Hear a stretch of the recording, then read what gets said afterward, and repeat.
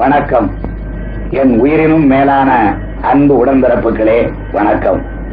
நீண்ட இடைவெளிக்கு பிறகு நான் படைக்கும் திரை ஓவியம் பாலைவன ரோஜாக்கள். முதலில் பாலைவனம் பற்றி ஒரு விளக்கம். தமிழ்நாட்டில் பாலைவனம் என்று தனியாக ஒன்று இல்லை.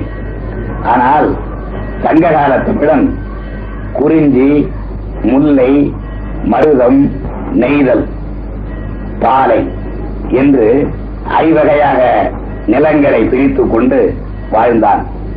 மலையும் மலை சார்ந்த வளமான இடமான குறிஞ்சி நிலமும், காடும் காடு சார்ந்த வளமான இடமான முல்லை நிலமும் வறண்டு போய் வெம்மை கொளுத்தும் இடமாக மாறினையானால் அதனையே பாலை நிலம் என கூறுவர் பழங்கால தமிழர். முல்லையும் குறிஞ்சியும் திரிந்து பாறையாவது போல கொள்கையும் நேர்மையும் அழிந்து நாடே பாலைவனமாகி விடுகிறது என்பதும், அதிலே எதிர்த்து நின்று அஞ்சாமல் போராடும் புரட்சி ரோஜாக்களும் மலர்வது உண்டு என்பதும் தான் இந்த பாலைவன ரோஜாக்களின் மைய இழையாகும். எழுத்தாளனின் பேனா சிந்துகின்ற மையில் வாய்மை இருக்க வேண்டும்.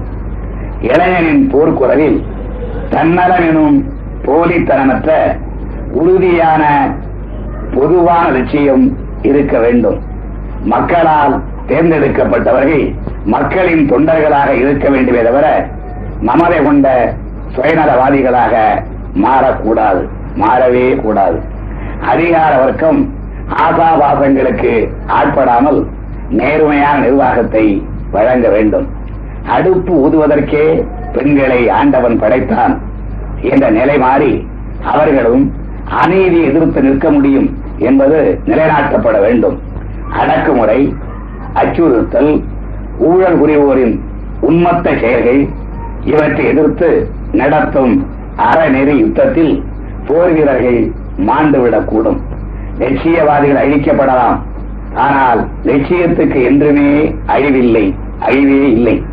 வாய்மை ஒரு நாள் வென்றே தீரும்.